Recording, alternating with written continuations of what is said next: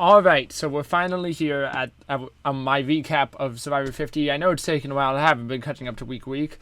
Before we start the episode, I just wanted to say I'm hoping to get this week to week in the future. This episode, I'm talking to Aidan Robilotta about season 50, episodes 1 through 5.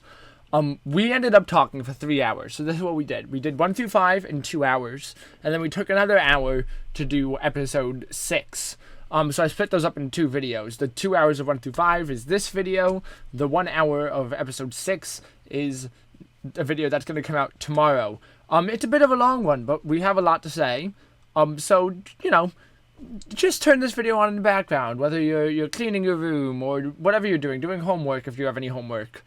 Whatever you're doing, just turn this on in the background, listen to us talk while you get something else done, and just enjoy it, because it's a bit of a long one.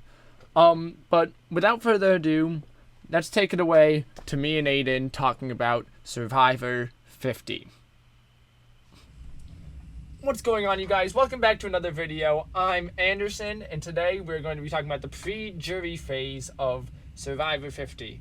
Here joining me today, we have the one, the only, Aidan Robilotta. How are you doing today, Aidan? I'm Aidan. Yes, you are. I'm doing pretty swell today. In my pajamas. That's great. What have you thought of the season overall so far? I thought of it mixed feelings, good parts, bad parts. Yeah. But overall, it's another Survivor season. Yes, it is. All right. So, without further ado, let's get right into it, because we don't have any time to waste. There's 6 episodes to get through here. So let's just hop right into it with episode 1. All right. Before we get into episode 1, though, let's look over me and Paige's draft picks, because that's another thing we're gonna go through during this. Is we're gonna look at the draft. Team Christian Rick. So just to recap, Paige has on her team Cirie, Rick, Christian, Stephenie, Jonathan, Charlie, Kyle, Jenna, Aubry, Savannah, Rizo, and Tiffany. Whereas I have Ozzy, Joe, Colby, Mike, Coach, Dee, Chrissy, Q, Angelina, words are hard, Kamilla, Genevieve, and Emily. What are your thoughts on those teams, Aidan? Because I've already given my thoughts there. Thanks for having Emily last. So neither of us knew Emily, and we didn't want to risk it. And Paige got first pick. Paige has. I like the depth on Paige. I think. The people that got voted off. Kyle wouldn't have gotten voted off this quick. He should have stayed. But the others, I'm not surprised, are already gone. Brutal. Well, personally, I was a Charlie over Rizo. the age-old feud. I have a lot of thoughts about that when we get there. Yes. This thing I'm really liking, and Cirie is obviously someone who you gotta pick. Yeah. Stephenie makes sense. Jonathan, he's insane, and I like how he's playing this game. Tiffany, I think, is going to be the underdog of the season. I think Rizo's getting a little too hectic. Okay. As of right now. But I also just don't like his ego. Someone slapped him in the face. And Aubry, she hasn't clicked for me. She hasn't done much this season. I like Aubry in her past seasons, too. Yeah. But this season, she's just done a whole lot of nothing, it felt like, at least from the edits perspective. I think there was, one episode where she did stuff that was fun. Now, Colby, Kamilla, or going on to Anderson's team, Colby, Kamilla, Q, and Mike are, so he got the people that got voted off that either didn't want to get voted off or was sad that happened. Yeah. Or it's basically the same thing. Again, I wanted Coach gone instead of Colby. I'll talk about this more when we get to it, but Colby did say in his exit press that he's pretty sure he'd get medevac the next day if Coach went. So Colby was gone either way, so I would have rather Colby got voted out than Coach got voted out, and then I also lose Colby on top of that, you know? Yep. So. Mm-hmm.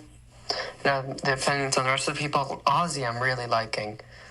I like how he's trying to play a smarter game than post times. Emily, never liked her. That's all I'll say for her. Joe, I don't hate, but I really liked in his season, but I just don't think he's playing the best as he can right now. Yeah, I like Joe in his first season, and I have a very emotional, personal connection with him and his story and how that went on 48. Mm-hmm. Personally, I feel like they should... What's her name? Eva? Yeah. Yeah. I think they should have brought her back for 50. I agree. Part of me wonders if they asked her and she said no. Yeah. Because I feel like Jeff would have wanted that as well. Yeah, totally. And that would make great TV to have them back again.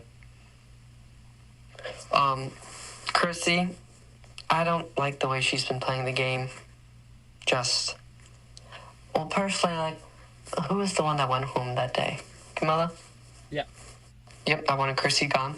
Same. First off, I liked Kamilla in her season. Chrissy, I never really knew, and I just, like, she's, like, really, like, a lot of, with, like, I'm all for, like, someone that's crying, but, like, I feel like her crying was unnecessary. With her name getting thrown out. Yeah. Like, that's something that happens on Survivor. Yeah, it's... Coach, I have mixed feelings on. Don't hate him, but still, from that first Q Aussie Coach battle. Hey, he played the game. Yeah. He played hard and he won because of it, so... Yeah, I feel like he's all about class, and that wasn't classy. Oh, well. But then again, oh well. Didn't break the rule. Dee, again, also didn't love Dee in her season. I didn't see Dee's season. Mm-hmm. It's kind of a surprising pick, but Dee was just, like, a little annoying, in my opinion, and, like, she relied on this there was just another guy, they were, like, back-to-back for a while, or they were, like, together for a while, helped her get there, and then, like, I don't know what I'm trying to say there, but Dee, I think she's playing this game better than she played with last one. Yeah, I think she's doing well here. I will say the one thing about this draft that I'm still upset about to this day is that Paige got Cirie. Yeah. Because I really wanted Cirie. There is something, I don't know if we're talking about this now, or, like, I'll text you so I don't... You can say what you want. Well, no, because I don't know if we're going to talk about this later. And, like, then we'll just leave it. Like, can I mention this now, talking about Cirie? If you want. We're definitely going to hit it later as well, but if you want to talk about it now, we can. Yeah.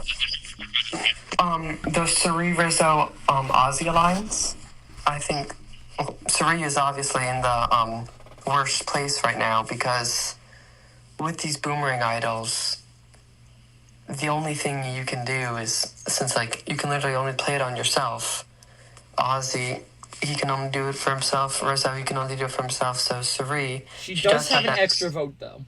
Yes, which I just remembered. So, she has something. Yeah, she is, I feel like, on the lower, but then again, she can talk someone till they get to Mars. I don't know if you know this, she talked Eric out of his immunity challenge win. He won immunity and he got him to give her the necklace so that they could vote him out. You know, I didn't know that. Yeah. So she can talk all right. So when are they getting rice? I'm kidding. That's a great question. All right. I'm going to talk about my predictions a little bit more from preseason because I talked about it a little bit in the draft video, but I didn't hit it too much. So I'm going to mention it a little bit more here. So going into the season, my winner pick was Cirie. Yeah. And then followed by second place Ozzy, third place Joe, was what I had at the beginning of the season. Well. Because Yeah. before the season started, CBS sent 3 players to the Grammys. And those were the 3. Mm-hmm. And then 2 of those 3 ended up, after I made these predictions, ended up on Jimmy Fallon. So, like, they're pushing Cirie and Ozzy hard, and then Joe as well. Yeah. So, I had them there. I had my first boot pick as Jonathan. My thought process there was he wasn't posting that much. He wasn't shown that much in trailers. Leading up to the season, CBS was running like reruns of old episodes featuring some of the players here. Yeah. Jonathan didn't get an episode. Even though there's 100% good episodes of Jonathan to pull from his season. Yeah. But they didn't give him one. So all that stuff together, then also, like, he's definitely a big physical threat. And in returning seasons, you don't always necessarily keep the big guy around to win your challenges. Mm-hmm. So I thought he was going first. As we'll get to relatively soon. That didn't happen. And Paige was laughing at me for it. It's fine. Alright. Going into the tribe divisions, we have Vaatu, which was Colby, Rizo, Q, Kyle, Genevieve, Angelina, Stephenie, and Aubry. I'm still laughing at the Colby hating Rizo. Yeah, That was like... it was funny. They got over it pretty quickly. I feel like Yeah. this tribe was pretty solid all around. I mean, you have 4 decently physically guys in Colby, Rizo, Q, and Kyle. Yep. And then, like, you have some great strategic minds in Genevieve, Stephenie, and Angelina, and then Angelina's also there. If you ever needed someone to ask you for your jacket, they've got that on lock.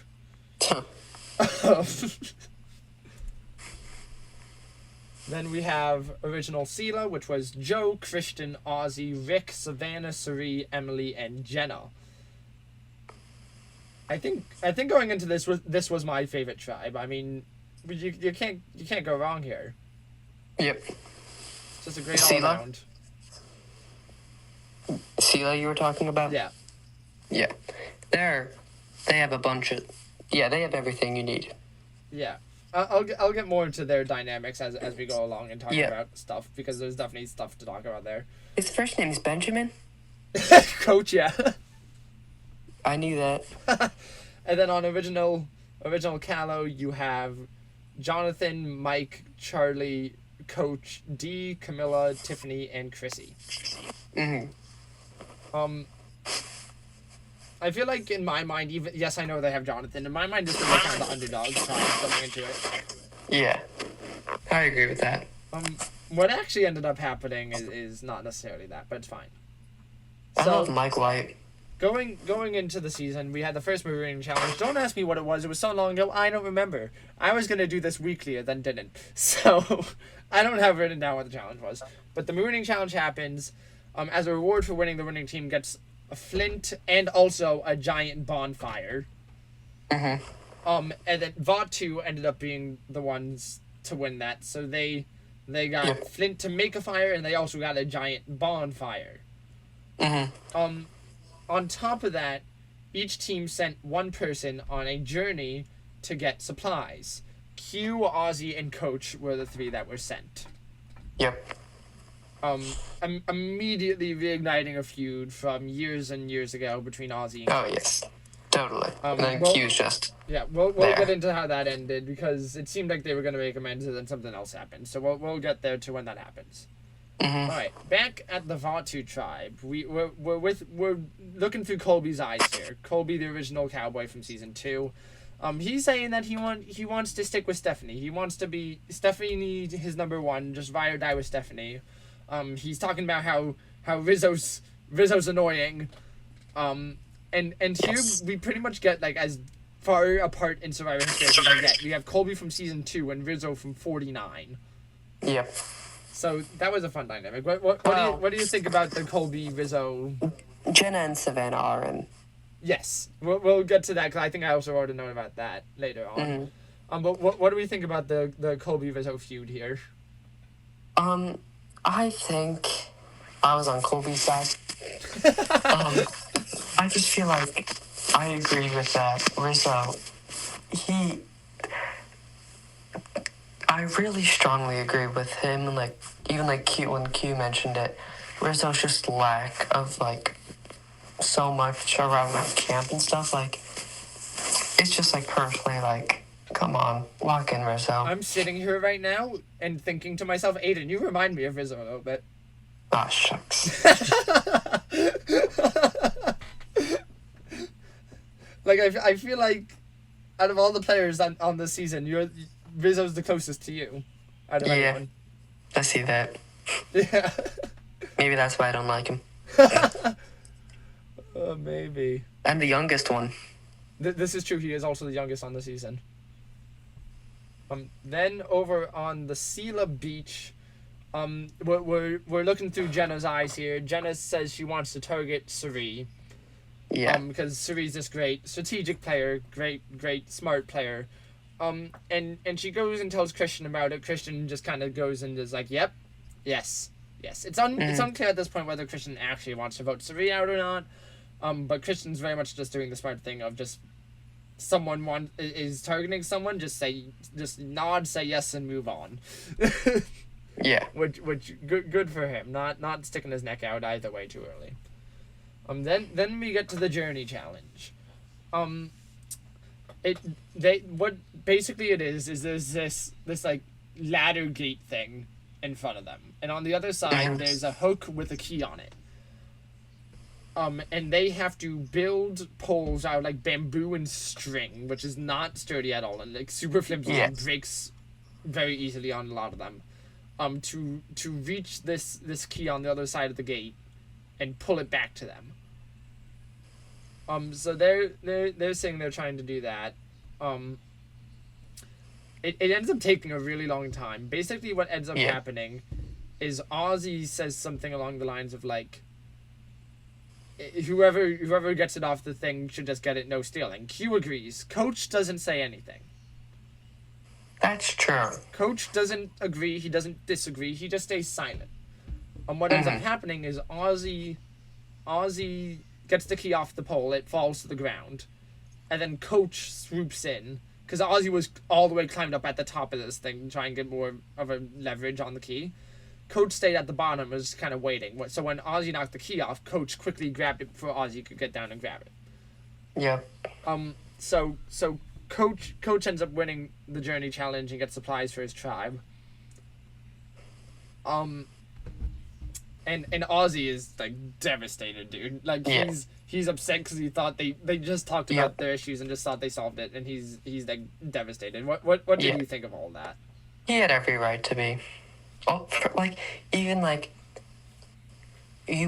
all remember it. He was at that part probably like 5.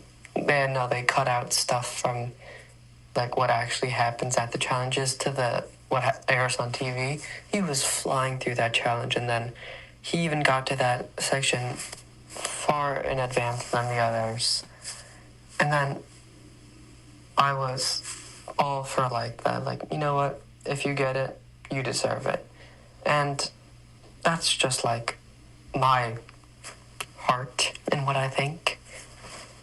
And I know that doesn't happen in like the real world and everything. So sorry. Yeah, but yeah. I feel like Coach is right. He never agreed to this. He never agreed to these terms. And it's Survivor. You gotta outplay sometimes. Yeah. And it wasn't breaking any rules, so I think it's fair, but I also see how Ozzy would be devastated from that. Oh, he deserves to be devastated as well. So Coach leaves the island, and that's when Ozzy and Q find out that they're not going to go back to camp, and instead they're staying on the island. This is Exile Island. Yes. They have to spend the night and lose out on the first day of getting to know people and building alliances, which it can be a huge detriment. One of the most important days, yeah. It is. It really is one of the most important days of the season.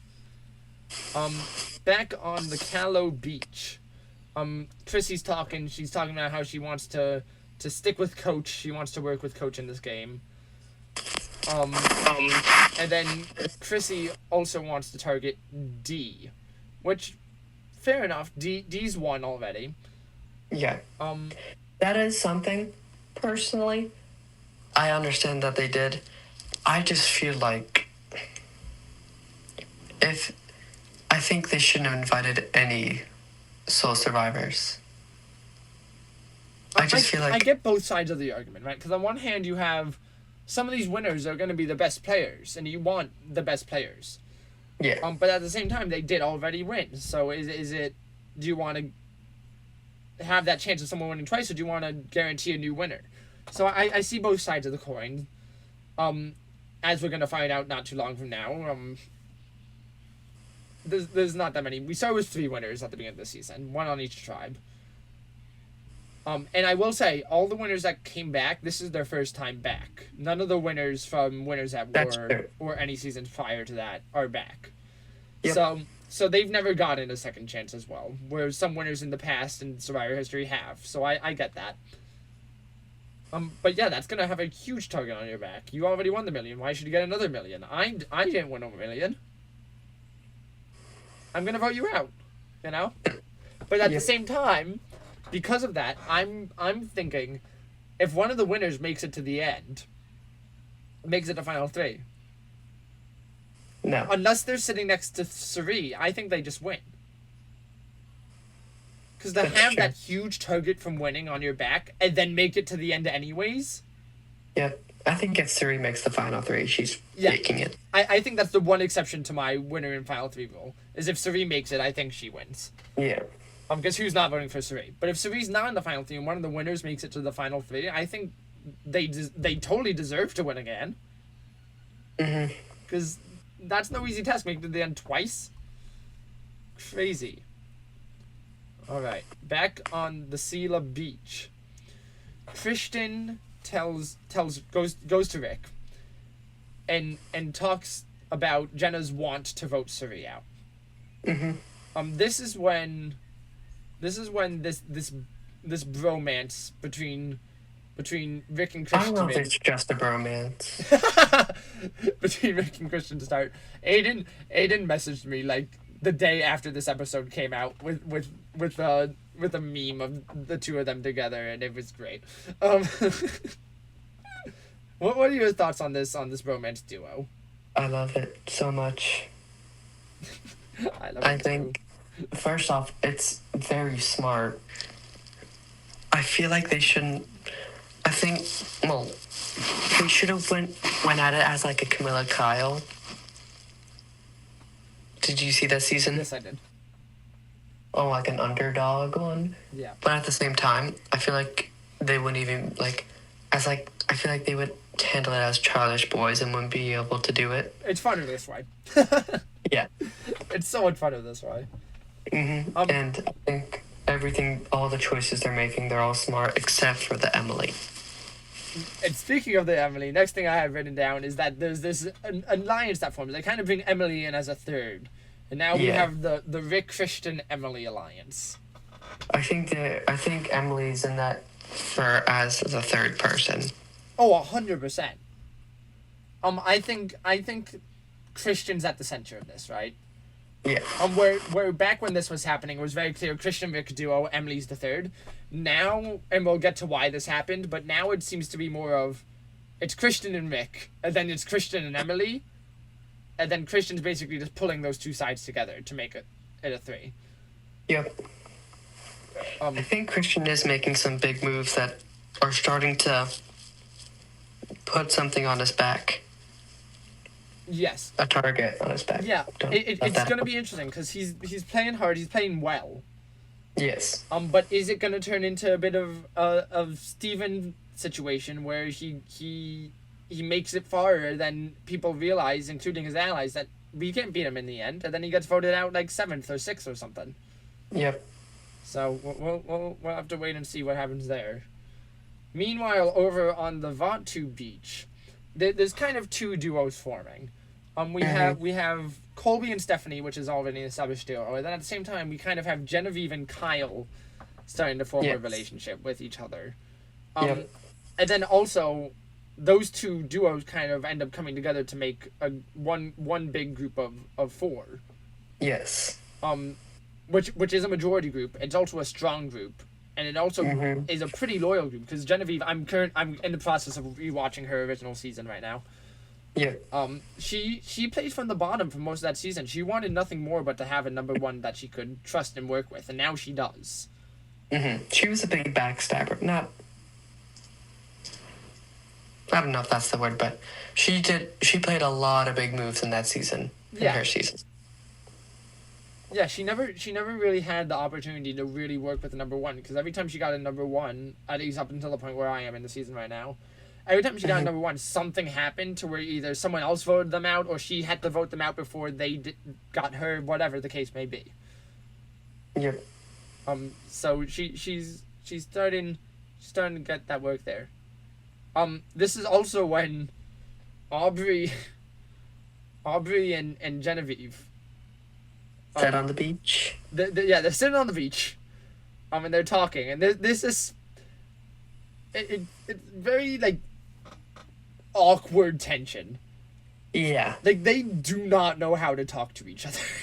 Totally, because I think they're both similar, and that's why they hate each other. Yeah, they definitely both play similarly and think similarly. And they just kind of sit there and like talking, not really saying a whole lot. Yeah. Like it's very just like trudging through the mud of the conversation. Yep. And not getting anywhere. Totally. So it's an interesting one there. Back on Exile Island, it's now the next day, and Q and Ozzy are told that they get to leave. However, they cannot leave until one of them is gonna get the supplies, but that person has to give up their vote to the other person to give them an extra vote. Yep. So what ends up happening? What ends up happening is Q loses his vote and gives it to Ozzy, which also means Q gets the supplies. Yes. And they get to go back to camp. So then back on Vaatu, Q immediately wastes zero time.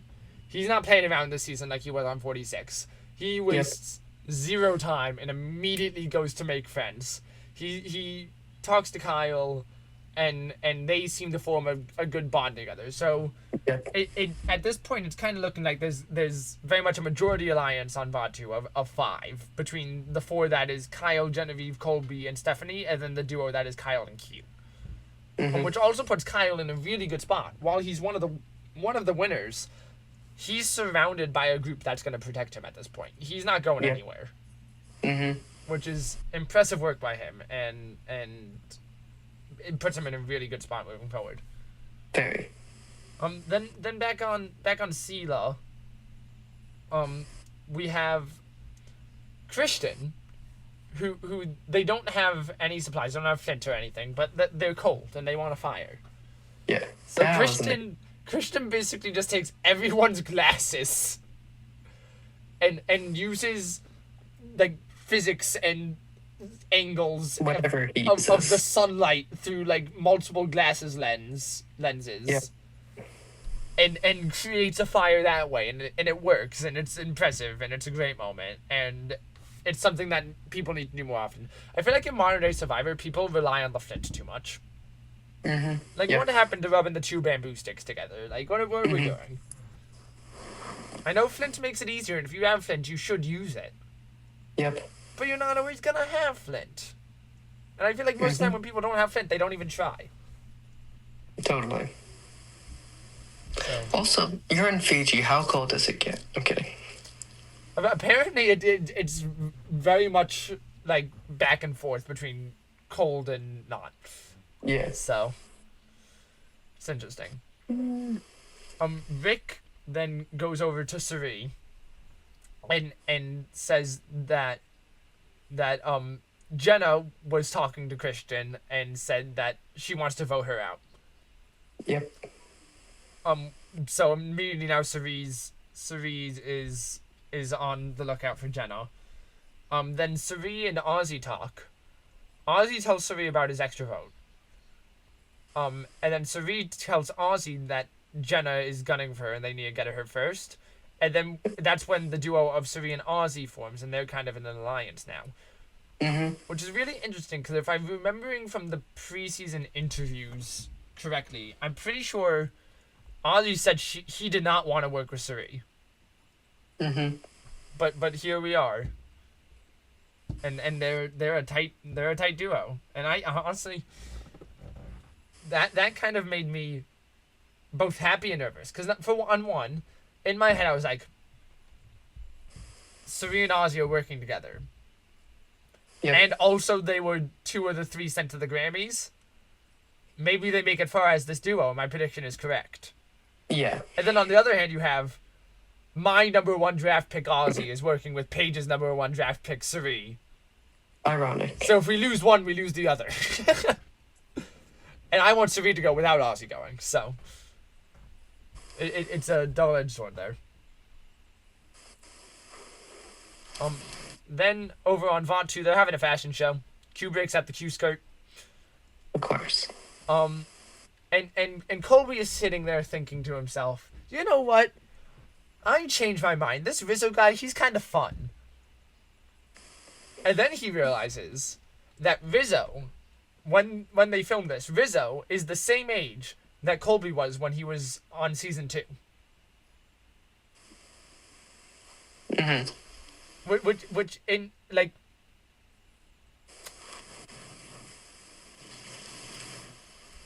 it's like, it's kind of this full circle moment in Colby's head, like, this kid is not too different from how I was when I started this game. Yeah. And I think in Colby's head, as we'll come to find out, and as I kind of knew going into the season, this is Colby's last time. Yeah. This is his 4th time on. He's getting up there in age.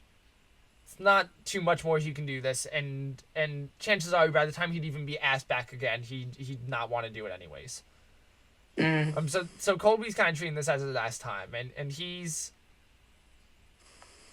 really looking at Rizo as like, this kid could be what I was and be back time and time again into the future. Yeah. And Colby wants to help Rizo and gives him some advice, saying that he fears for Rizo. And Rizo then tells Colby that Colby reminds Rizo of his dad, who happens to be the same age as Colby. So now we have layers. I was cracking up that entire time, just saying, you remind me of my dad. Like, that's not what he wants to hear. Well, that's not true. It kind of worked though. Like it hit Colby deep. Yeah. Because Colby's sitting there looking at Rizo being like, you're just like me when I started. And Rizzo's sitting there looking at Colby like, you remind me of my dad, who's like my everything. So now they together have like this bond based on previous conceptions. I'm looking at like this Survivor overview of each person, and under Rizo it says self-proclaimed Riz God, of course. Proud member of Albanian immigrant household. So like, yeah. That also, sounds like him. Also New York. Yonkers. Why do I know where Rizzo's from off the top of my head? That's concerning. There's another New York. Kyle, Brooklyn. Yeah, Kyle's Brooklyn. And then there's a few jerseys, actually. Cirie's one of them. Cirie. Tiff, Chrissy. Yep. What's MB?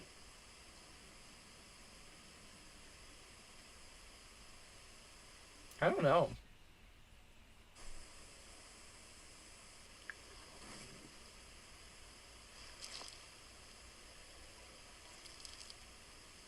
What's MB? Who is it? Genevieve. It says Winnipeg MB. It's Canada. You know, right under Genevieve that. is from Canada. Yep. And Winnipeg is also in Canada. That makes sense. All right. Then over on the Kalo tribe, Coach is leading some beach yoga. Yes. With Jonathan and Mike. Jonathan is talking to Mike and tells Mike that he wants to get Dee out. Coach and Jonathan are all sitting there talking. They want to work together. So I kind of have this three that's formed between Jonathan, Mike, and Coach. Yes. Jonathan then goes to Chrissy to talk and says that they need to get Dee out. So Jonathan is immediately pushing her to get Dee out. Yes. Because Dee is a threat. Dee's strong, and also she's one, and also she's smart. She kind of has it all. Yeah. Also, the player breakdown of this. Did you watch her season? Whose season? Dee. I did not know. Well, there's a ongoing thing, so not knowing her season, this might be a little... Anyway, Soul Survivor, originally from Cuba. Last one, you're gonna like this one.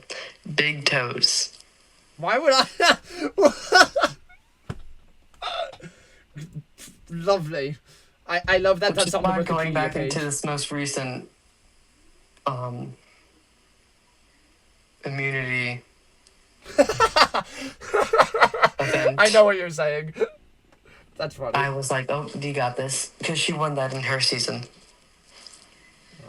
Well, yeah. Then Tiffany goes over to Kamilla and says that they need to get Chrissy out. And then Dee, Tiffany, and Kamilla kind of form an alliance that's kind of gunning to get Chrissy out, and they're going to be a three that work together to accomplish that goal. Yep. I kind of like that group, that Dee, Tiffany, Kamilla group. They have everything. It's fun. They literally do have everything. Like it's Wonder Girl trio, which always seems to do good stuff. Yeah. They got the immunity, and like, well, they have the strength, they have the mind, they have the games, they have the puzzle. Yeah, they have it all. I think they're in a good It's spot kind of a right now. perfect alliance, honestly. Yeah, if that stays, I think that can be smart. Yeah. All right. Or should I say that could D smart? Get it? Because like D. Then we get over to the challenge, and I don't remember the exact specifics of this first challenge, right? Wait, I got this. But Aidan's pulling up. But I do remember a few things. So there's a few important, notable things that happened during this challenge, which make me remember it. I know at one point, about like halfway through-ish, there's this ball on a rope that you have to throw and kind of get stuck between. Oh yes. Like a Y-shaped like hook thing. Well, it's like a monkey thing. Monkey ball. Yes. Thank you. And was that no? Sorry. No, you're fine. And Cirie on her tribe is doing the monkey ball thing and is throwing it, missing horribly, throwing it, missing horribly, throwing it, missing horribly. Her team is falling so far behind. Yeah. And it takes a really, really long time for her to get. She finally gets it. It's great. Then right after that part of the challenge,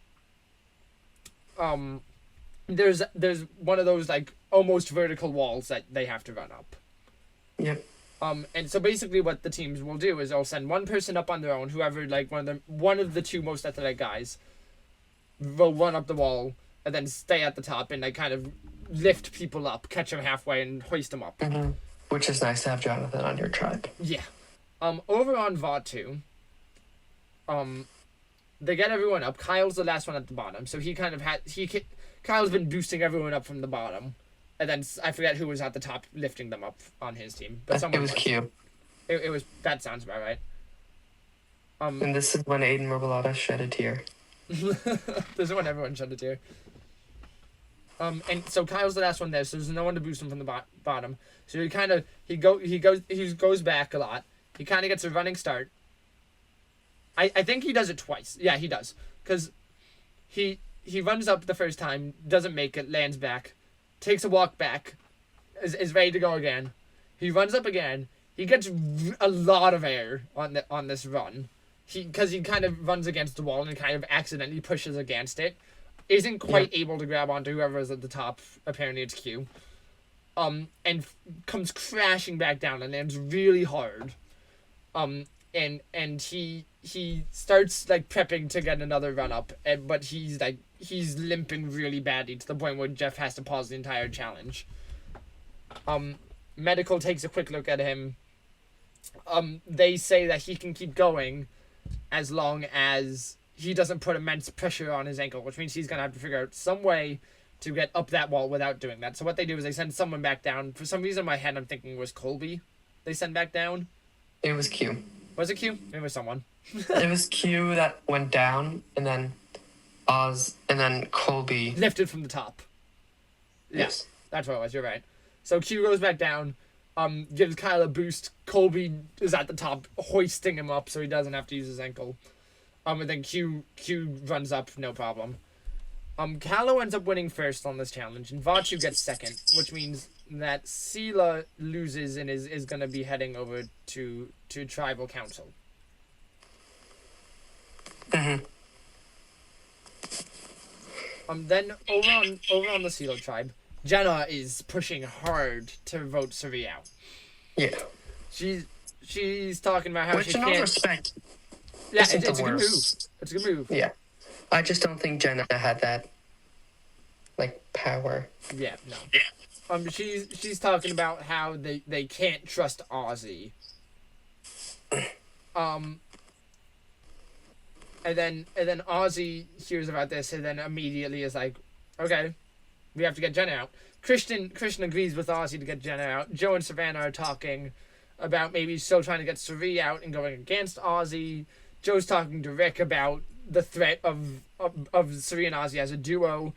Rick and Emily are talking, and Emily's nervous about Ozzy and Cirie and wants to go try vote Ozzy out now. It's kind of just a mess all around. Savannah is talking to Emily, saying that Jenna would probably vote for Ozzy, but still really wants Cirie to go home. Christian then comes into the conversation, and this is when like actually smart things start happening. Christian says that he wants it to be a clean vote. He doesn't want to come back to camp with anyone mad. If they vote Ozzy out, Cirie's mad. If they vote Cirie out, Ozzy's mad. Whereas if they vote Jenna out, no one really cares. Yep. And there's a good scene of it's him, Rick, Emily, Joe, and Savannah on the beach. And they're just sitting and talking as the sun's setting right before they're about to go to tribal. And they're trying to figure out who they're going to vote for. And Christian says that they all seem to agree with him, but it's still very much up in the air between Cirie, Ozzy, and Jenna which one's going home. And no one seems to have an idea, even though I'm sure they did. No one seems to have an idea of which one of them is going to get voted out. Then we get to tribal council. No one ends up voting for Ozzy after all of that. The votes are between Cirie and Jenna. And between them, it's not looking good for Jenna. Jenna gets 7 votes, which is from everyone on the rest of the tribe. And Cirie only gets 1 vote, which is from Jenna. Which does send Jenna home as the first boot of Survivor 50. What did you think of Jenna being the first one gone? In all respect, as someone who hasn't seen every season of Survivor and made probably the majority of assumptions of the people in the beginning of this season, Jenna, literally the least known. So I didn't get to see much of her gameplay in this, player breakdown. Only thing it says is season 1 veteran. So does that mean she's on 50, so she had to have done stuff that got her on 50. So here's the interesting thing with Jenna and her inclusion on the season. Yeah. In season 1, she's known for one thing and one thing only on season 1. And that is, because this was back in 2000, and they didn't have a budget, so they couldn't fly out families for the family visit. Yeah. So instead what they did was they had a computer where they basically No, not even. That was season 2 they had the computer. Season 1, they just had letters from home. And the only thing Jenna is known for is she's the only one that did not get a letter from home. That's what she's known for in season 1. That'll do it. Season 8 All-Stars is why she's known as a legend and why she's included here. Season 8, she pushed really hard to get all the winners out between Richard Hatch and Ethan. I see it. Got her 3rd place. Yeah, she got 3rd place that season, and she was leading the charge to get the winners out. So that's kind of the move that people know her for and why she's here. It's kind of poetic that she's the only one from season 1 here, and she's the first one out here. Yeah. It's kind of a good bookend on there, right? Yep. Whereas it would have been really cool to see her win the whole thing after being there from season 1. But honestly, the only other ending, like, that's the best ending for her, obviously. But I feel like the second best option is her first boot, honestly. So that leaves Jenna as the first one out. Then back at Vaatu, Kyle, his ankle seems to be healing pretty quickly. He's walking on it. He's not limping as bad. He's still limping a bit.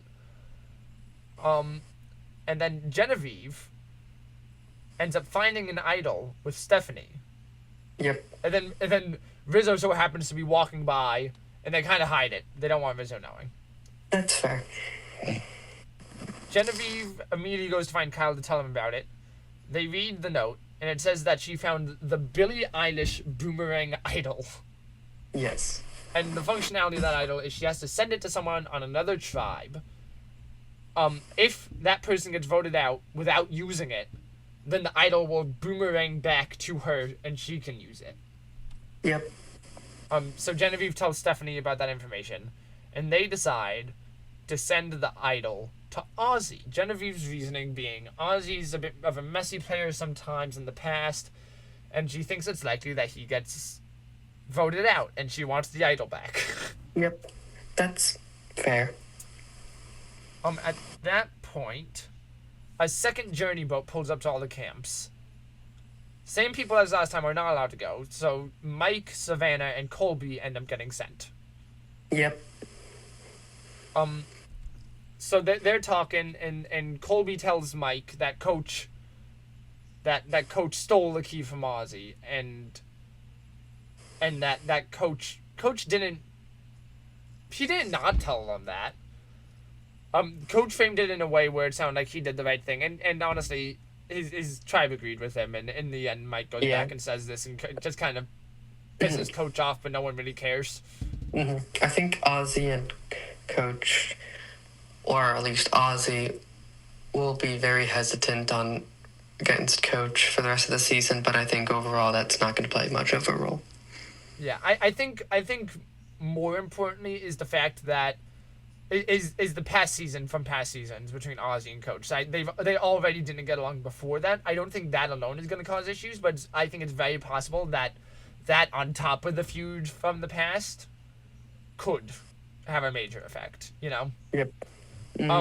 They get to the journey, they find out that only 2 people can participate, so they draw rocks to figure out who's getting sent back to camp. Mike White.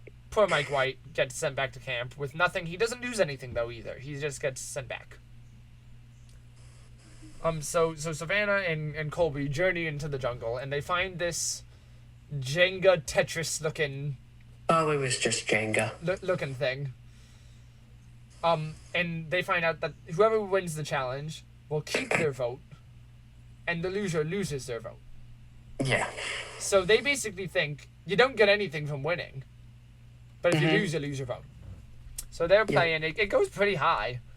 And Savannah ends up winning. Colby loses his vote, which is very important information for later. Yes. So then Colby leaves. Which is when Savannah finds out that from winning, she also got to block a vote. I mean, she can block someone else's vote at tribal council. Colby doesn't know this though because he left already. So Savannah's the only one that knows that. Mike gets back to camp and goes to tell Coach that Ozzy is mad at him, and Coach is kind of just like, that's stupid. Why is he mad at me? I did nothing wrong. And his entire team is kind of agreeing with him on that. Like, yeah, what the heck? There's no reason to be upset. Colby goes back to camp and immediately tells his entire tribe that he lost a vote, being completely transparent. Yep. Which honestly, in the position he's in, Colby has a group of 5 that's working with him, and then also Q, who's working with Kyle, who's one of Colby's people. So he's very insulated where he is. Now, he doesn't know that Q also doesn't have a vote. Mm-hmm. So really, it's a group of 4 versus a group of 2, because Colby and Q don't vote. But still, they're in a good spot. So Colby, I think, made the right choice telling everyone at that point. That might come back to bite him in the future, but in the moment, I think it was the right choice. Yeah. Savannah goes back to camp and tells them that she won. She tells him that Colby lost his vote, but she does not tell them about her blocker vote. She frames it as how it was framed to them originally, that she just keeps her vote, and that's what she gets for winning. Yeah. Now, Rick immediately... Rick that made so much sense for Rick. Savannah walks away, and Rick immediately goes to everyone, like, she's definitely lying about this, right? Which, fair. Yeah. And then they call her out for it. Very, very. Because, that just, makes her really seem like there's her 49 person who's kind of an idiot. Because none of them know about her. And, yeah. Yes. And then we get to where we end the episode. Back at the Vaatu beach. Back at the Vaatu beach. Jeff and the medics come up the beach. They're checking on Kyle.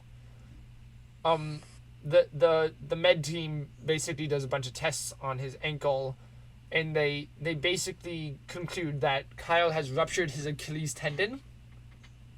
Which is kind of important. Yeah, and they cannot let him stay in the game, so they end up medevacing, pulling Kyle from the game, which really sucks for Kyle, because he's in a great spot. Yeah.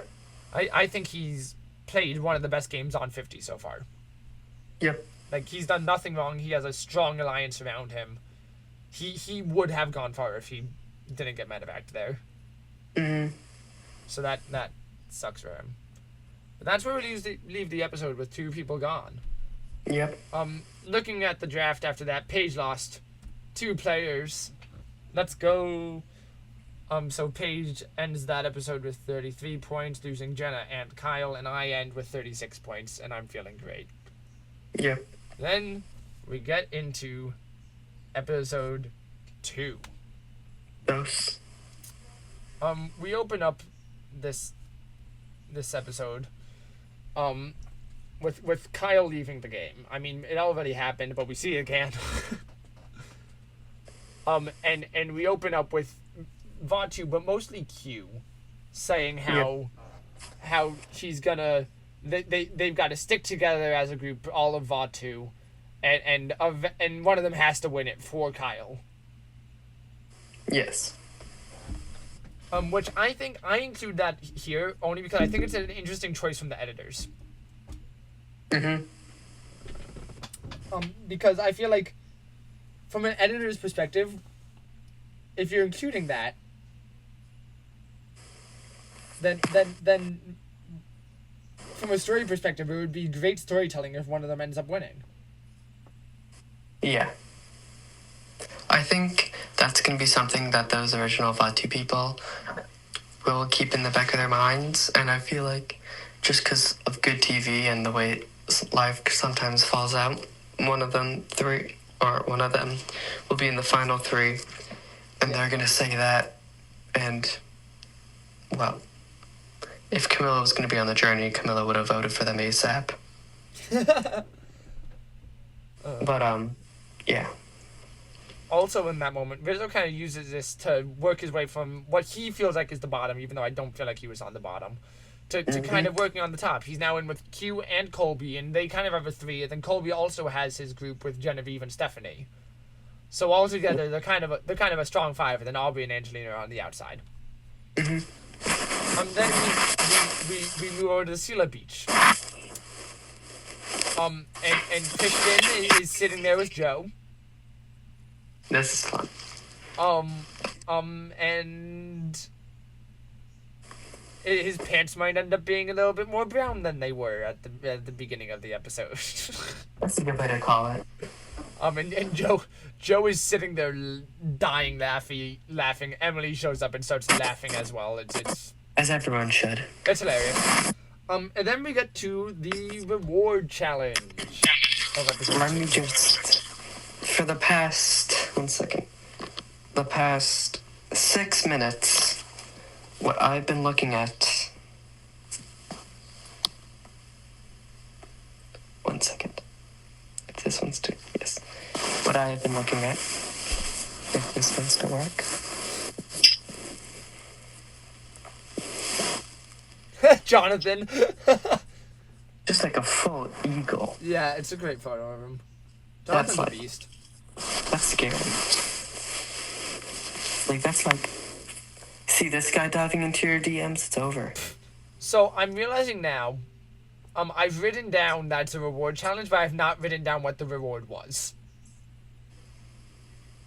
Snorkels. Oh yes, fishing gear and stuff. Yep. They get to the challenge, the other tribes find out that Kyle was medevaced, as well as finding out Jenna was voted out. Kamilla immediately gets emotional about it. Rightfully so. I don't know, she didn't necessarily want to be super close and work super closely with Kyle this season. But she loves him as a person and a friend, and they're really good friends. She actually within the past few weeks moved to New York to be with Kyle. Yep, I heard about that. So yeah, they're super close and they have a good friendship, so she's upset about Kyle leaving, even if she didn't necessarily want to work with him in the game. Because she knows how much this means to Kyle and how much he wanted to be there. Coach also takes this opportunity before the challenge to set the record straight about him stealing the key from Ozzy, and that he never agreed to the deal that Ozzy made with Q. Ozzy kind of argues the point back at him, and it's a whole thing, whatever. Because Callow has one more person than the other teams, Kamilla ends up sitting out of the challenge. And Sela ends up winning the challenge. Yes. First, and then Vatu ends up losing, with Callow coming in second. So Vatu gets nothing, Callow gets slightly less gear, and Sela gets it all. Vatu's back at camp, and they're kind of all sitting there together, and they're like, I don't remember why, they just think Aubry has an idol.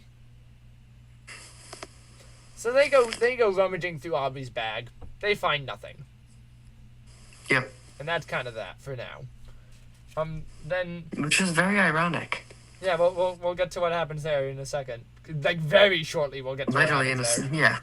But first we're back at Callow, and Coach and Jonathan are kind of out there fishing, looking for stuff. And Coach gets a really bad cramp, to the point where I thought for a second that something was genuinely wrong and he was going to get medevaced from the game, and I was very sad. I thought he was joking. So one of us thought he was dying, the other one thought he was joking. It was somewhere in the middle. But Jonathan basically yells to the producing team around him that they need to get a boat, and the boat comes rushing in. Jonathan single-handedly pulls Coach up onto the boat. Like he couldn't swim him back to shore.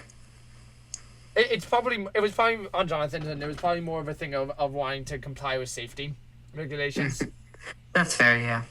They were probably told ahead of the game, and they probably told this every season, if something happens in the water, call for help instead of trying to figure it out on your own, whatever. Yeah, that's fair. That's my guess there. Jonathan totally could have pulled him in. Then Dee and Charlie are getting annoyed with Chrissy. For kind of parenting everyone, and everyone else seems to kind of be getting annoyed with this too. And it seems like the consensus is everyone wants to get Chrissy in. Yep. I'm fine with that.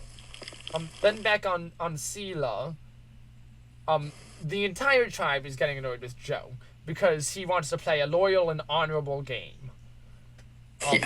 And they don't want to have to work around Joe's loyalty loyalties and honestness throughout the game. Which, like, fair, but not fair. Yeah, fair, but also let the man do what he wants. Yeah.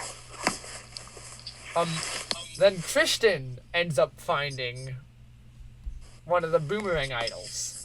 Yes. And he sends it to none other than Aubry. Of course. Which is so funny. Because Very. if Aubrey's tribe had waited literally like a few hours probably to check her bag. Well, we don't know how long Survivor time plays. In the episode, it was literally like 5 minutes difference, which is why I'm guessing it was probably a few hours. They would have found something. Which is so funny. I'm back at the Vaatu camp. Q thinks that Rizo needs to work more around camp. Q also thinks Angelina needs to work more around camp. He thinks everyone's slacking. He's sitting in his confessional talking about how they're not working enough and they need to participate. And it's a whole thing. That's fair. I agree partially. Q in his confessionals is the best. It's so good. Totally. Then at the immunity challenge, Chrissy ends up sitting out because someone needs to sit out. And then in my notes I just wrote, Jonathan is actually insanely strong. Oh, I know what challenge this was. This was the snake. This was like the big snake bag thing. And Jonathan, I forget who was helping Jonathan. Helping in air quotes. Helping. I want to say it was Savannah. They're not on the same team. I knew that. But Jonathan, whoever's helping him, I think it might have been Kamilla. Oh, yes, it was Kamilla. Boom, but ready? Camilla's sitting there, like, barely supporting it. Jonathan's, like, lugging this, like, hundreds of pound snake up behind him, and it's fucking crazy. Yeah. Oh, wait, 1 sec. I have, in the player breakdown, which went away, in a memento. Yes, there he goes. Player breakdown. Jonathan. Physically dominant. Yep. Guinness World Record for the most pull-ups with 100 pounds on his back. I believe it. So I feel like this guy's just... He knows what he's doing. He showed it in that episode. Yep. Vaatu ends up winning immunity. Callow ends up getting second and also winning immunity, which means Sela, once again, is going to Tribal Council. Yes. For the second time in a row. Emily wants to vote Ozzy out. And... you know, when you want to get someone out, you obviously go straight to their closest ally and tell them. So Emily goes straight over to Cirie and is like, look, we need to get Ozzy out. But Cirie doesn't want Ozzy to go home, so Cirie doesn't even tell Ozzy immediately. She instead starts going to other people, saying why they need to keep Ozzy, and offers up another option. Cirie, starts pushing to get rid of Savannah. Emily agrees. Cirie goes to Christian to talk about getting rid of Savannah. Christian seems to agree. Cirie talks to Rick about getting out Savannah. Rick also seems to agree. Ozzy then gives Cirie his extra vote. So Cirie now has the extra vote. That's what happened to his extra vote. Yeah, Cirie got it.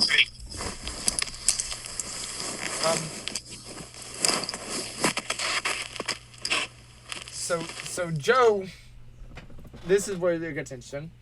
This is the best camera angle in Survivor history. What are you looking at there? Oh, wait. I'll pull it up. Sorry, you talk. I'll find it out. Okay. While Aidan's doing that, Joe... You know what I'm talking about, though. Oh, are you talking about Christian under the hammock? Yes. Pull it up to show the camera because it's so funny. That's coming up right Lady after this. Gaga commented on it. Because this is when Joe confronts Rick about him whispering to Savannah, and Joe and Rick get into an argument. Lady Gaga. Get into a huge argument about it. Lady Gaga deserves an idol as well because she comments, I'm not saying, or Christian, I'm not saying who has to, whoa, sorry. Again, Christian, I'm not saying we have to babysit Joe. Also, Christian, rocking Joe in the hammock like his sweet baby. Yeah. Yeah, so after this big fight, because Rick and Christian are close, Christian wants Joe to go home. Rick talks to Cirie and Ozzy about voting Joe out. Cirie goes to talk to Emily and Savannah about voting Joe out. This isn't quite, real life proportional. Some would say. Whoops. What the heck happened there? I think that's from Reddit. That'll do it. And then after Savannah realizes that Cirie is just jumping on the Joe thing, not because Cirie thinks it's a good idea to get Joe out, but because she doesn't want Ozzy to go home. So Cirie goes to talk to Emily and Rick about sticking to Ozzy. Emily talks to Christian about voting out Ozzy instead. Christian goes to talk to Rick about if Savannah may have an advantage or something. It's so funny. Christian just under the hammock. Yeah. Anyway, continue. And Christian tells Rick about the boomerang idol. So they're thinking that maybe Savannah might have been sent an idol from someone else on a different beach. But they're not sure. Then at Tribal Council, Joe opens up about the argument with Rick and apologizes for it and seems genuine. And he kind of does that in front of the entire group at Tribal. And then we get to the votes, where Savannah gets 6 votes, Ozzy gets 1. Ozzy's only voting from Savannah. Savannah goes home with a block vote in the pocket. Yep. And she's very emotional. She just won a season nearly 2 weeks ago before they filmed this. Yep. And now she's third boot out. Didn't like her in her season either. I don't know how I feel about her. I'm going to rewatch 49 at some point to form an actual opinion. If we need to know more about Rizo.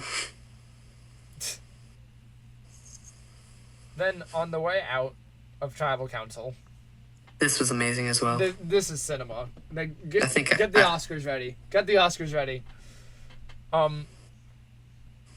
Rick and Christian.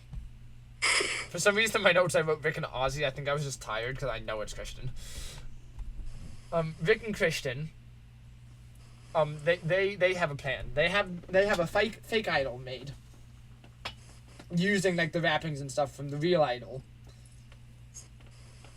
And they're gonna hide it at Tribal Council. So basically, what happened is Christian's walking away.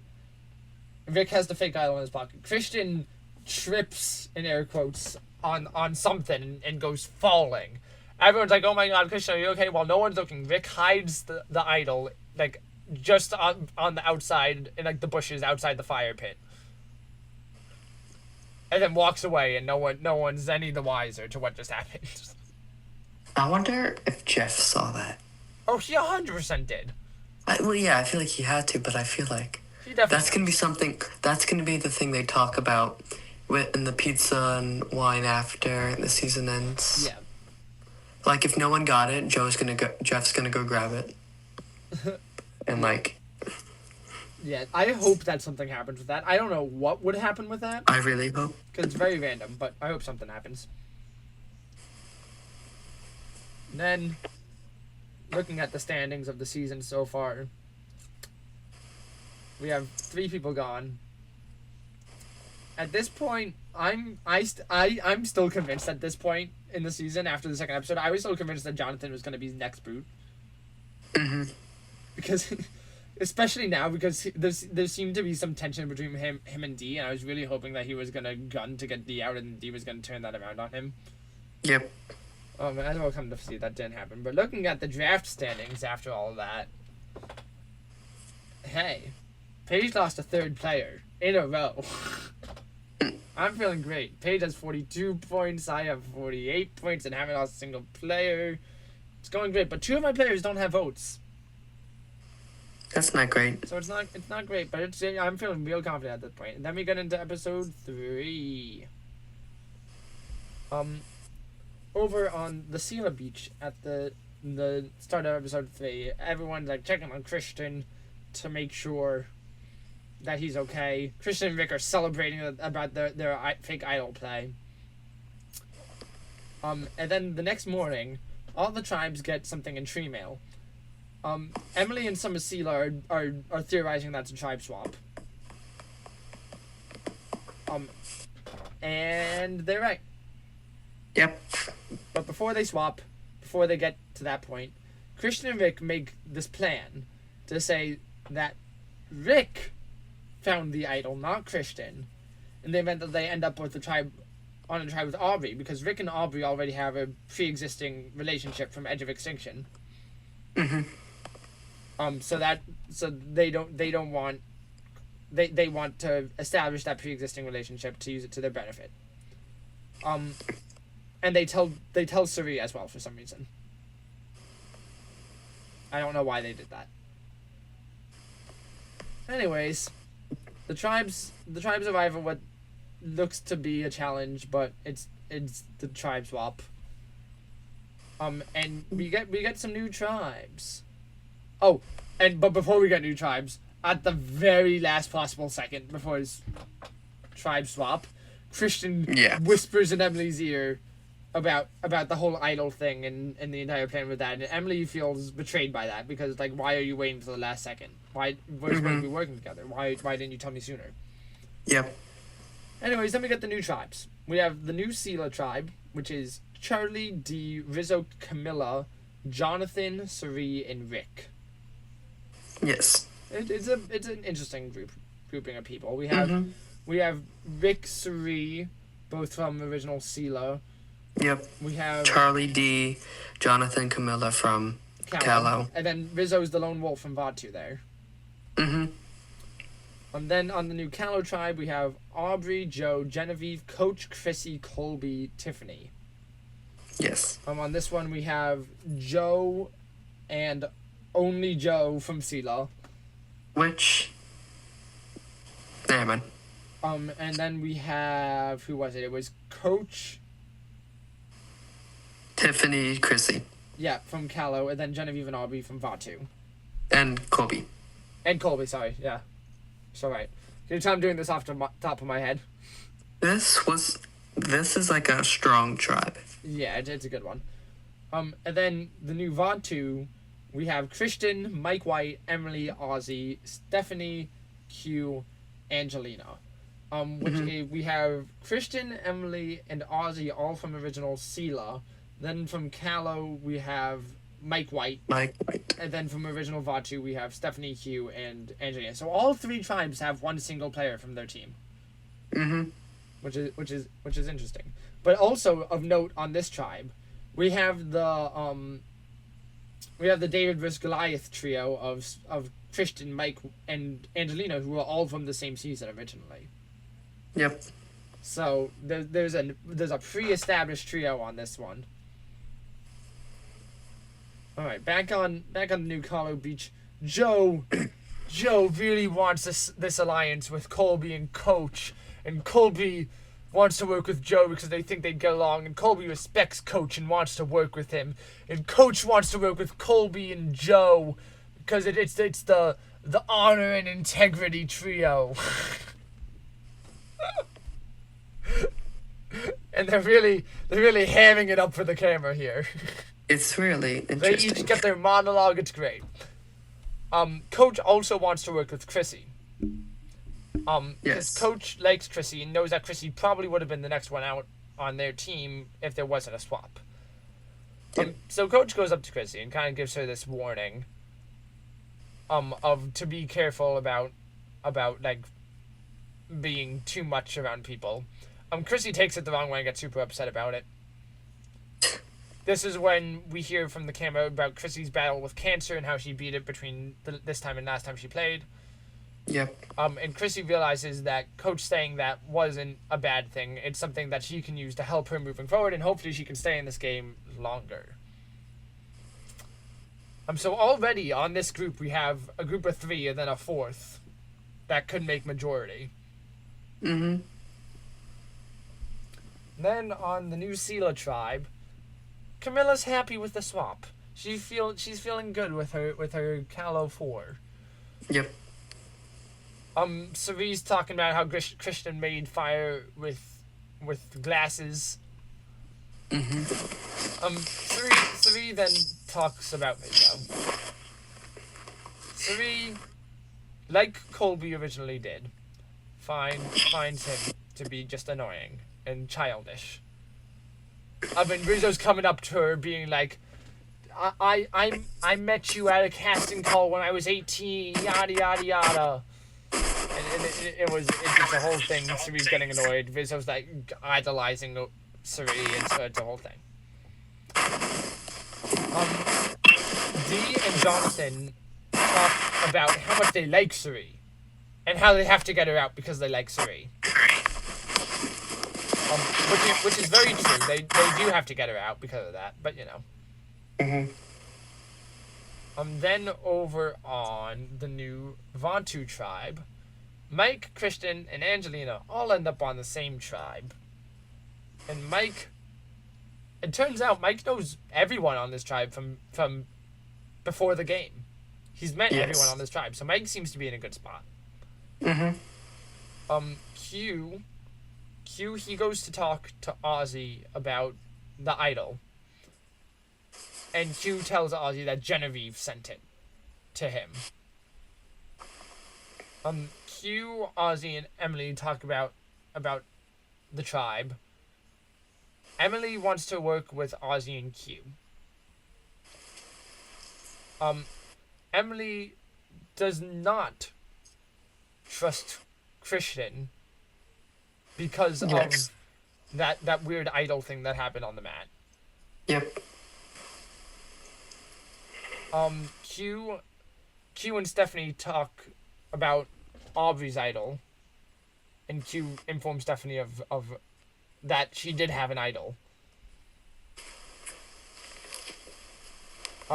Q wants to work with Ozzy and Stephenie, and then also Emily, I guess, if he has to get Angelina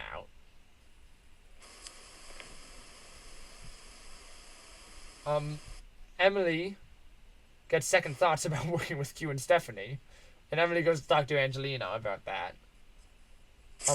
Emily tells Angelina everything about how Q and Stephenie wanted her out and don't trust her.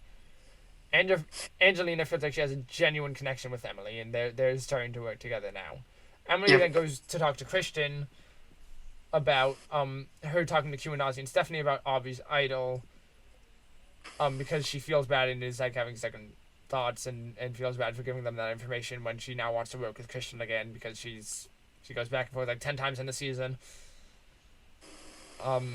Christian wants to work with Mike, Angelina, and Emily as a 4.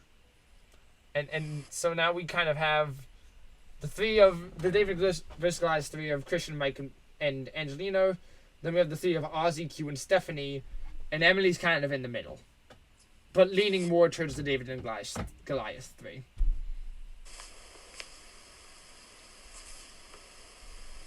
And then over on Callow, Genevieve tries to offer everyone safety so that she herself is safe and no one tries to get her out, which is smart but could backfire.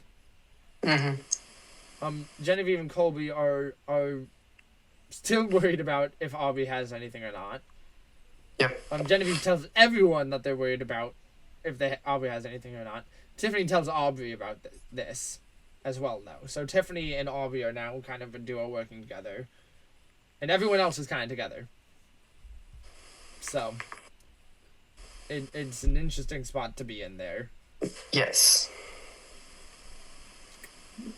Rizo is talking to Charlie on Sela.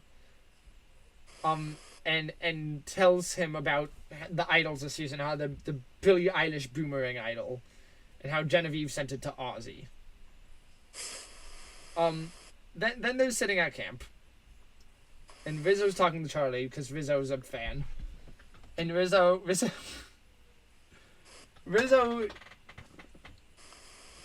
talking to Charlie and is talking about Charlie's season and asks about Marianne. And if they're friends still. And then Charlie asks Rizzo about how his season went. And I don't know why, but Rizzo says that he had a close number 1 ally, but in the end did not vote for them to win. Now, if you've actually watched season 49, you'll know that Rizzo did not have 1 close ally. Rizzo had 2 close allies. Yes. In Savannah and Sophie. And he frames it like his close ally was Sophie, and she was in the end, and he didn't vote for her. I think he did this on purpose. I know, I think he did too, but I don't know why. Yeah. Because Savannah's out of the game at this point. You don't need to downplay that relationship. So Charlie's now pissed. Because Rizo didn't vote for his number 1 win. And it's giving him trauma flashbacks. He handled this whole situation kind of like a baby, childish way. Yeah. It's an interesting one. But I was still rooting for him. And because of this, Charlie wants to get Rizo out before the jury so that Charlie doesn't get screwed over by Rizo like he did in his season. Which is so funny. Then we get to the immunity challenge, which is also a reward challenge. This is the blindfold challenge. This made me laugh. The callers on the challenge from each tribe are Kamilla, Chrissy, and Christian. Christian is chanting at his team like he's a drill sergeant with directions. Yes. Which is really funny. Colby ends up banging his head into a pole really hard, and he seems to be like dazed and confused after that. Yeah.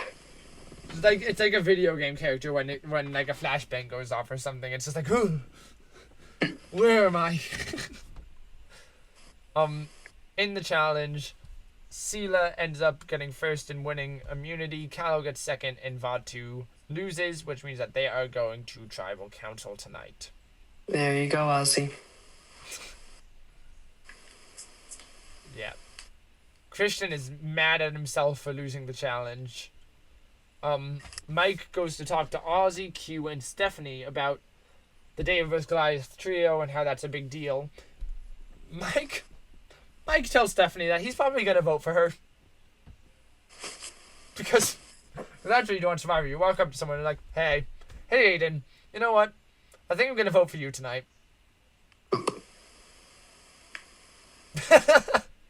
That's how you play the game. Yep. Christian tells Stephenie and Q that he's not going to sit here telling people how to vote. But Christian says that he will vote Angelina out. He's willing to vote Angelina out.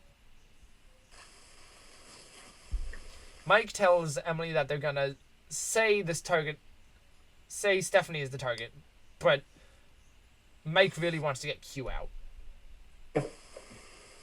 Mike tells Angelina and Christian that same thing. Emily talks to Ozzy about voting Q out. It seems like everyone's going between Q and Stephenie. Ozzy says he'd rather take out Angelina and split up the three than go for Q or Stephenie. Mm-hmm. Emily and Ozzy feel like they feel good about each other. There's a duo forming between them. Emily's not sure what she's going to do with this vote. Yeah. Mike tells Q that they're going to vote Stephenie. And Q does not like that very much. But Q also doesn't have a vote, so there's not much he can do. So what does he do? Q wants to protect Stephenie. So Q tells Mike to vote for him. Mike said, okay. Now Q doesn't realize that Mike was going to do that anyways, and the Stephenie thing was a lie. So now Mike has permission from Q to vote Q out.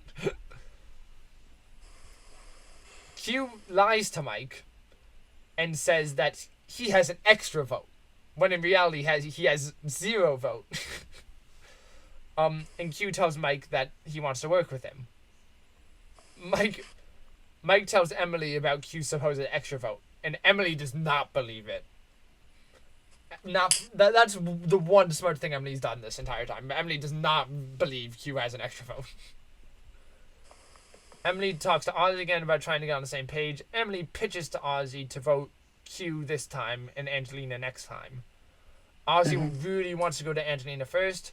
Emily does not know what to do, and they leave for tribal council. Going into this, I had no idea what was going to happen here. Yep.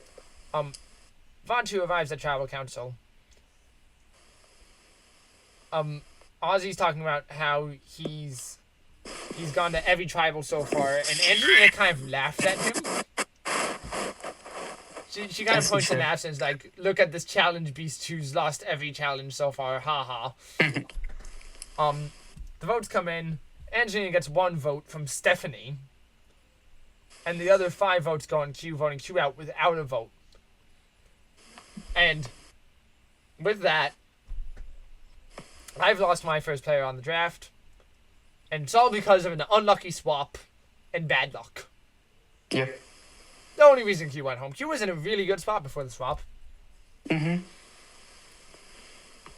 After this episode, looking at the season standings, I rearranged things. I no longer think Jonathan's the next boot. I've now pinned Tiffany as the next boot, with Rizo following shortly behind. That's interesting. At this point, I have Christian as my winner pick, Emily in second, Ozzy in third, and we're moving forward from there. To the draft, Paige still only has the 3 players out with 51 points. After that, I have Q as my only player out with 59 points. Then moving on to episode 4. Over at the VOD 2 camp, I need to pull up my notes because I was too slow and didn't pull up my notes yet. Because I'm so good like that. And I'm probably going to leave all this in because I'm too lazy to edit it out. Of course. Any day now, Google. Come on. You can do it. I believe in you. There we are. I'm back at the VOD 2 camp. Stephenie feels betrayed that they voted Q out and didn't tell her. Mm-hmm. Emily and Ozzy start pushing to try to get Angelina out next, even though nothing's happened and they're not going to the tribal yet. They're still campaigning to get Angelina out. Angelina says this last tribal council she thought about using a shot in the dark, but didn't. And Angelina thinks Stephenie is easily the next one to go. Then over on Sela, they have a talent show. Vic juggles. Not well, but he does it. Hey, juggles. Rizo does impressions including Mickey Mouse. And it's a good Mickey Mouse at that. Charlie beats up Jonathan. Very well. And then the kind of fake fight ending in Jonathan killing him. In quotation marks. As he could if he wanted to. And then the judges Kamilla, Cirie, and Dee conclude that the winner of the talent show is Rizo. Rizo's won the talent show with his impressions. Because, that's... Of course. That's what you spend your time doing on Survivor, and that's what's important to talk about. Charlie is still holding a grudge against Rizo for not voting for his closest ally, even though he definitely did. So, this Rizo-Charlie feud is so funny. And, because it's based on nothing. It's based on false information.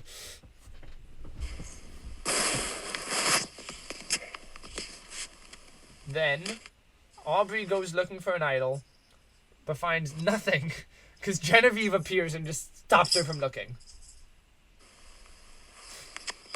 Which this Genevieve Aubry feud is going strong at this point. They really just do not like each other. And then Aubry stops looking because she can't look anymore, and Genevieve ends up finding another boomerang idol. And she sends it to Rizo.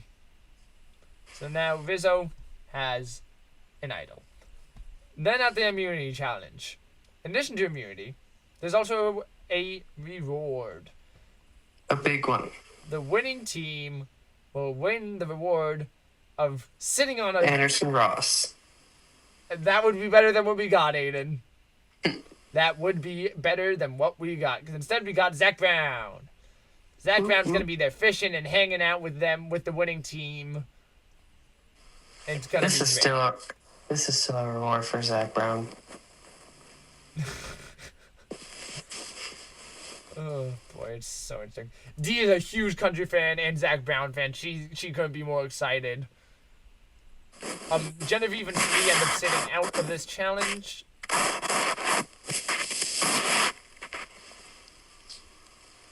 This is a monster challenge. And then Jeff is talking about he's doing his normal thing of one team's gonna win and win the reward, one team's gonna win and not be safe from elimination, and then one team will lose and be with me at Tribal Council. And while he's saying that, he's looking at the VOD 2, and Mike calls him out. He's like, "Why are you looking at us, Jeff?" And Jeff kind of just stands there and is like, I don't know. Foreshadowing. This was the biggest challenge so far. What challenge was it? It was the everything. The swimming to get the buckets, but like you had to climb on people's shoulders, which is easy when you have Jonathan. Then you had to push the boat through the rope. Oh, Then yes. And then there was the hanger. Yeah, you have to write the word. Yeah, I know what challenge this was. But maybe Jeff predicted the future a little bit. Because Calla wins first and gets a reward with Zach Brown. Sela gets second and is safe. And Vaatu loses. I in my notes I wrote, Vaatu loses again because they voted out Q like idiots last week. That's what I wrote in my notes. But then again, if they voted out Stephenie, that also probably could have contributed. No, they should have voted out Angelina is what they should have done. Mm-hmm. That would have helped. Yeah, so, there's that. Apparently I zoned out of the episode because I'm missing slides here. It's great. But Calla arrives at the ward and we sit here for 30 minutes with nothing happening. They're eating, listening to Zach Brown play music, and everyone's talking about it, and that's that. Nothing happens for 30 minutes in the episode. It's great. Joe, Coach, and Colby are just fire barbecue dads that aren't barbecuing, they're just being dads. Yes. I love that part. Joe is the biggest barbecue dad ever. He is. Oh, that's amazing. Especially as the fire chief captain. Yeah, did you see he was cast in a Netflix show? What? Joe was cast in a Netflix show. Really? Yeah, he's playing a fire chief. Nice. Angelina was in one of Mike White's movies. White Lotus. Yep.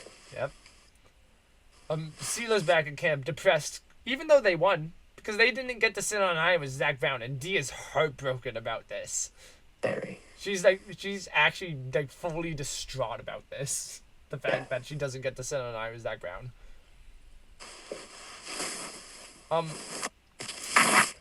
Emily and Ozzy tell Mike about the plan to get Angelina out. Mike talks to Stephenie about getting out Emily instead because Mike does not want Angelina to go home. Mike talks to Angelina and Christian about going for Emily as well.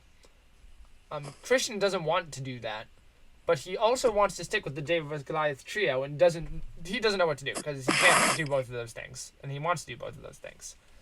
Mike continues to try to convince Christian to get Emily out. Mike uses past events from David vs. Goliath with Gabby to persuade Christian, basically saying, you were close with Gabby on that season, and she screwed you over, and now you're doing the same thing with Emily now. So you can't trust Emily. You gotta be careful there. Christian kind of contemplates his choices a little bit there after what Mike said. And he realizes Mike is dangerous. So Christian goes to Stephenie and pitches to get Mike out. And Christian also pitches his plan to Emily and tells her that they don't need Ozzy and that they cannot tell Ozzy because Ozzy will not vote Mike White out. So what does Emily do? I think you remember what Emily does, right? Yep. What does she do, Aidan?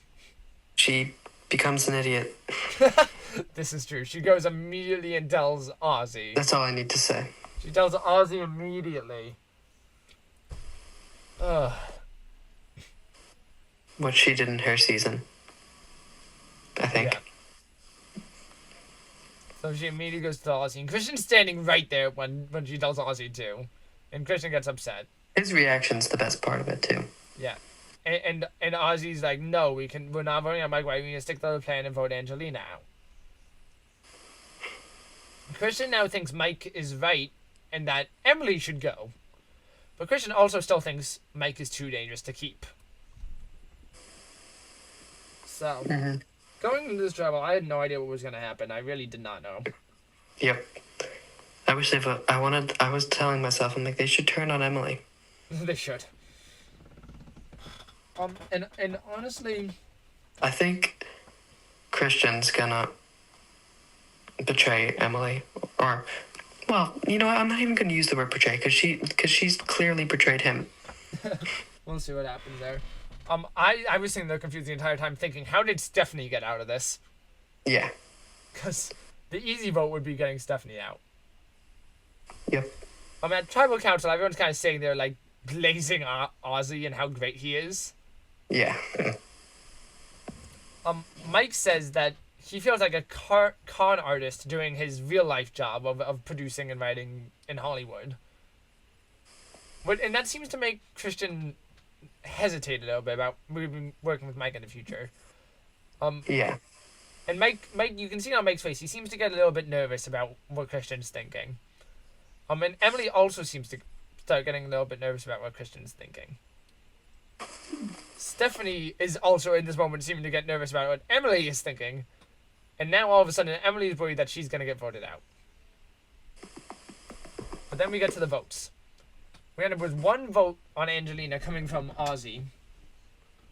2 votes on Emily coming from Angelina and Mike. And 3 votes on Mike coming from Christian, Emily, and Stephenie. Which means Mike gets sent home. Which is heartbreaking.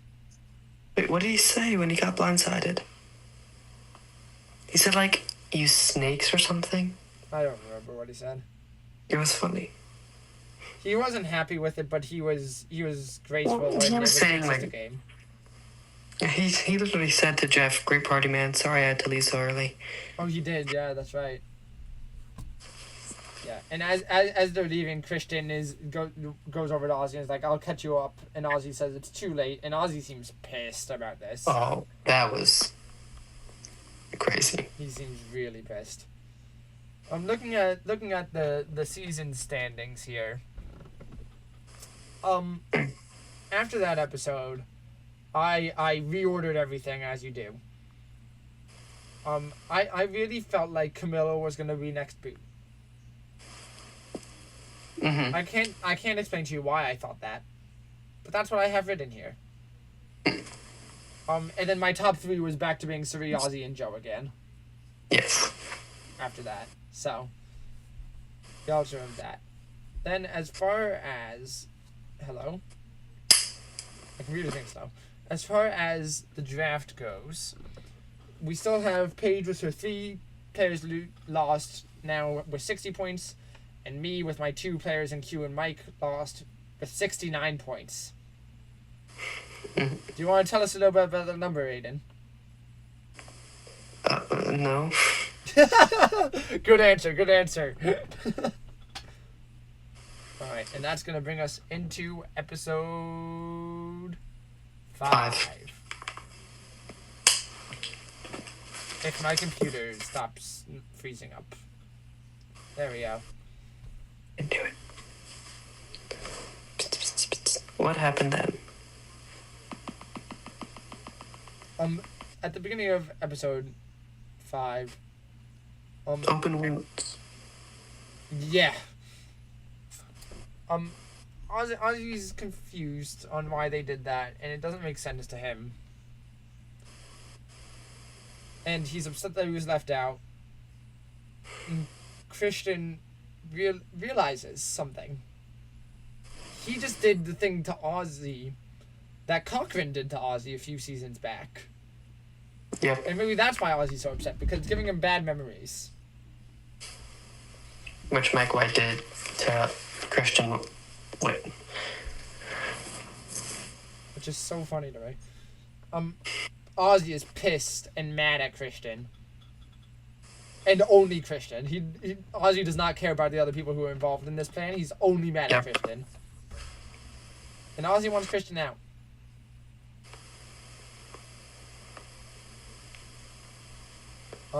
Ozzy, the next morning, is meditating in order to not spiral through negativity. Ozzy and Christian hug it out.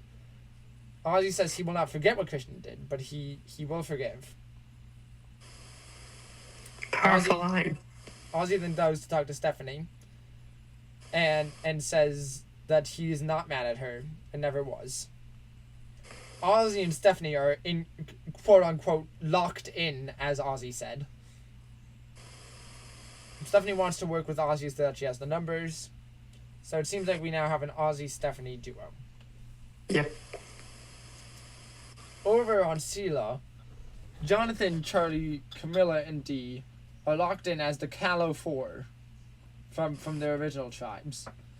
So the vote, hypothetically, should be between, if they lose, Cirie, Rizo, and Rick. And nothing can go wrong. But there are a few crybabies. I mean, there are a few.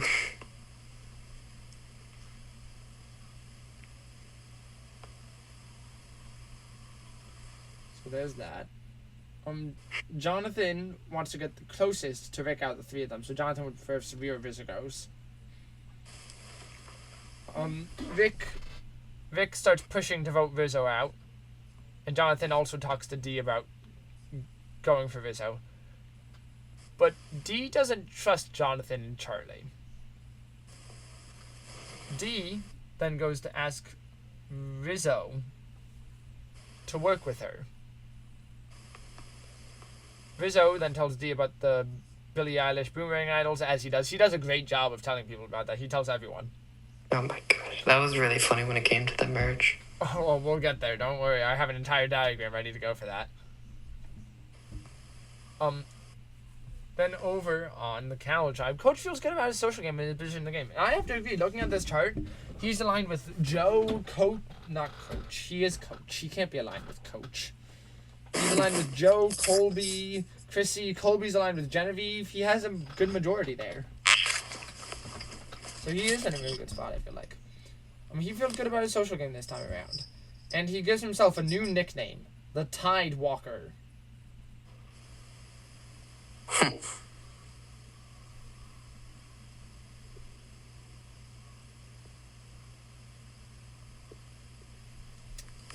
Coach tells Joe that he's his number one. Coach wants to work with Joe and Colby. Coach gives Joe a nickname, the Stonebell Monk. And Coach's nickname for Colby is the Oak-Bound Warrior. What are your thoughts on these names, Aidan? It was interesting. He's just handing out names left and right. Yep. They don't always make a lot of sense. Aubry says she loves playing with Tiffany. And Aubry knows Genevieve is targeting her. So Aubry goes to Coach. Tries to get Coach on her side. And Coach ends up taking Aubry on her. So Coach is actually now in a great spot. Looking at this diagram, that I know you can't see, but I'll tell you what it looks like. Coach is kind of in the center of everything. He's aligned with Joe and Colby on one side. Then he has Chrissy. And then he has Aubry. So the only people he's not directly aligned with are Genevieve and Tiffany. But Genevieve's aligned with Colby. And Tiffany's aligned with Aubry. So he has everyone. Yep. On this tribe. So Coach is in the best spot he can be, pretty much. Over on Sela, Charlie is still thinking about Rizo and how he didn't vote for his number one ally to win in his season. Because the editors made that look like Charlie's entire personality. And Charlie really wants Rizo out.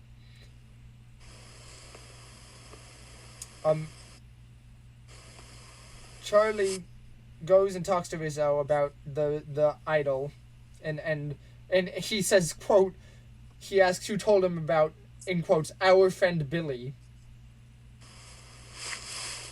And Rizo tells Charlie the truth. Charlie tells Rizo that he told Jonathan about the idol. Charlie did not do that. Rizo knows he's lying. So now Rizo starts campaigning to get Charlie out.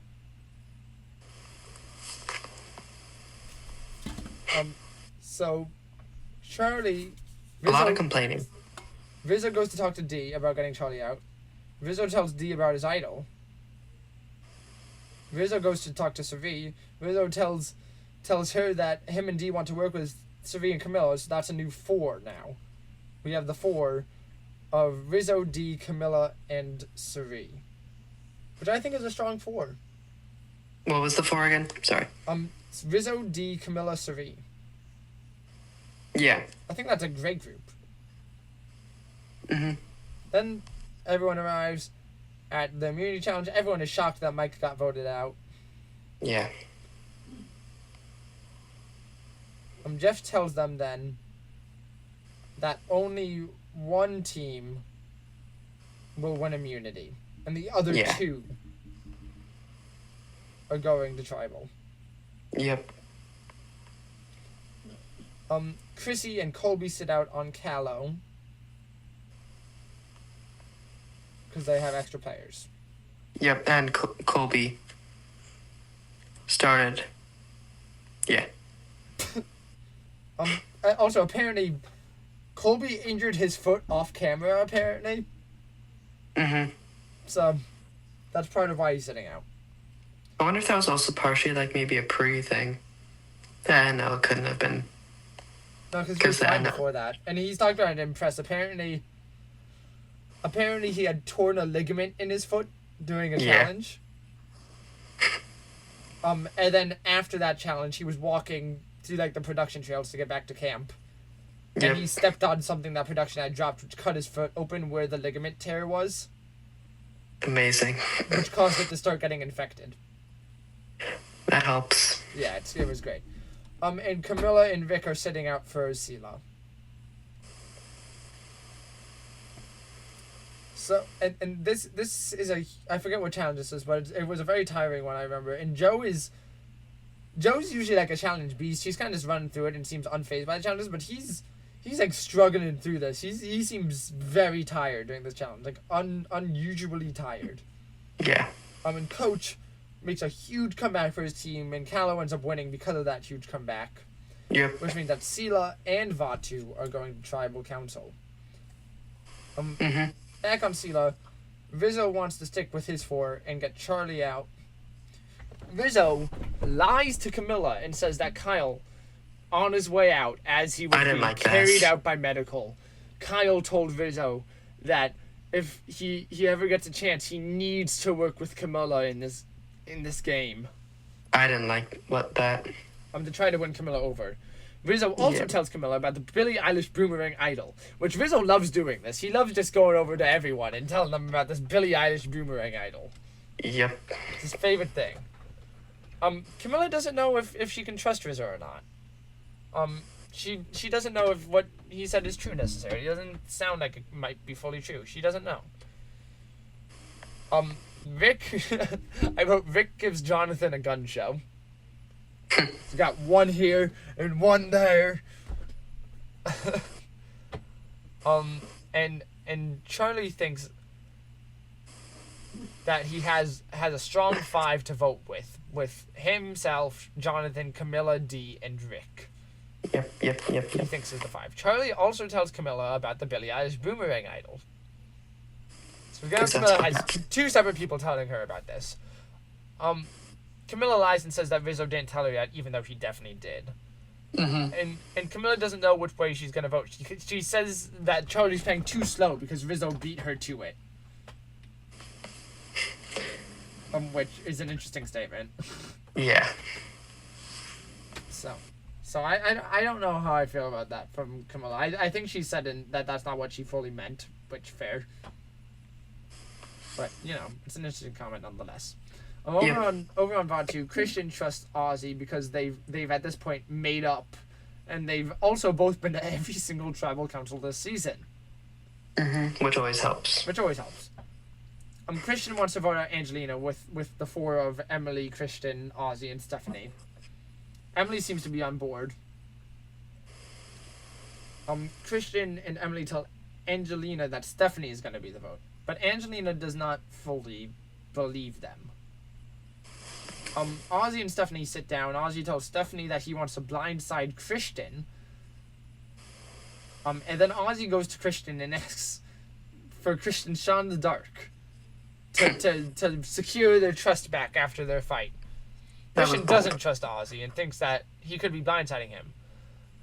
I'm glad that didn't happen.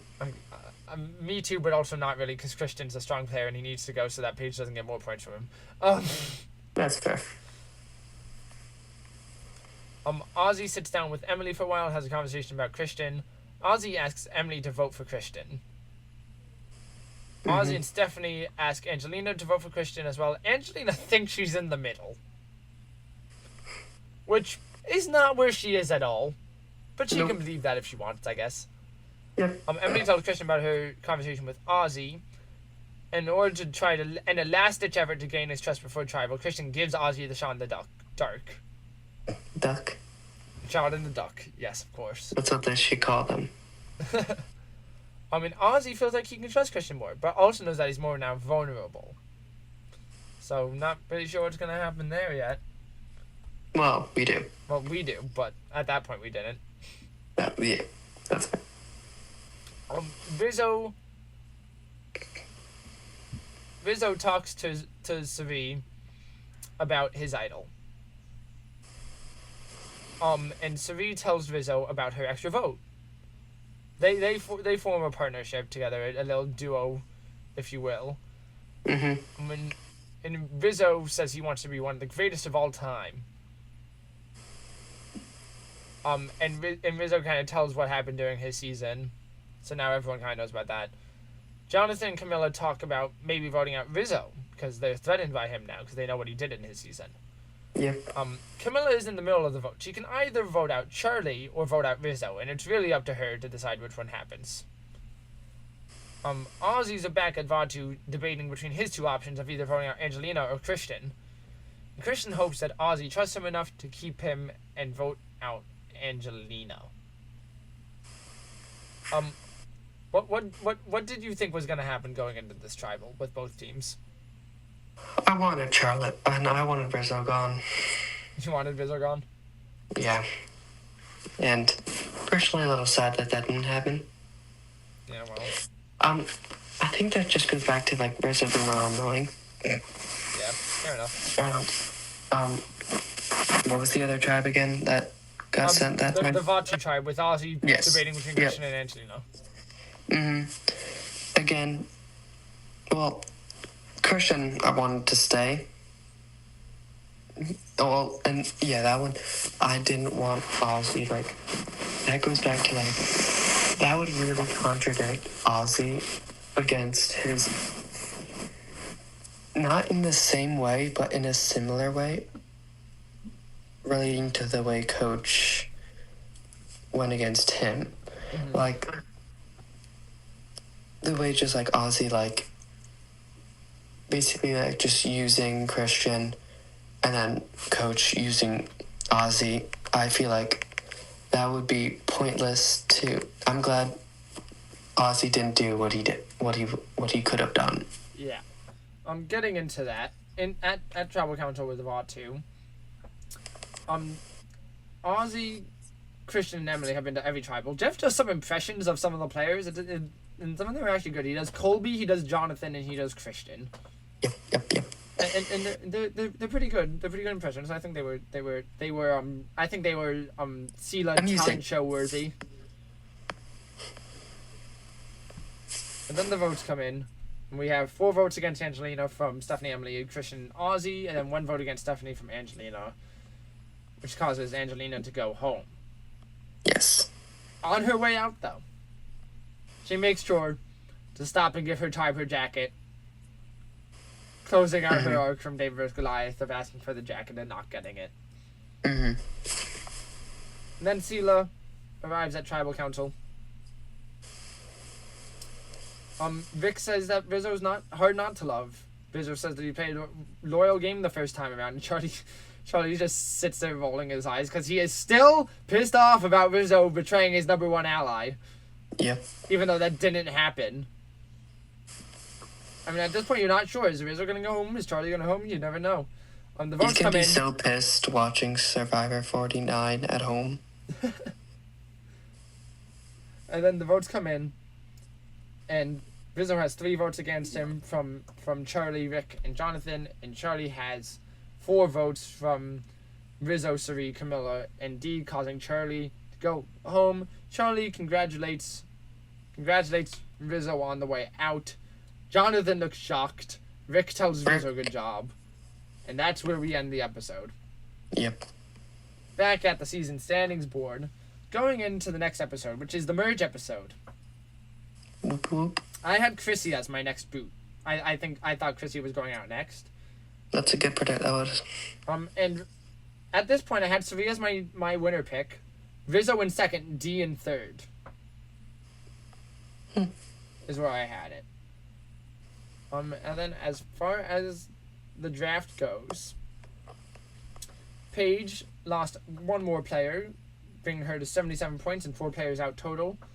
And I also lost another player, bringing me to 87 points with 3 players gone total. What were your thoughts of the pre-merge phase of this season? I thought there were good moves played, well, groups maintained. I'm excited to see specifically the... Never mind. Well, no, not never mind. I think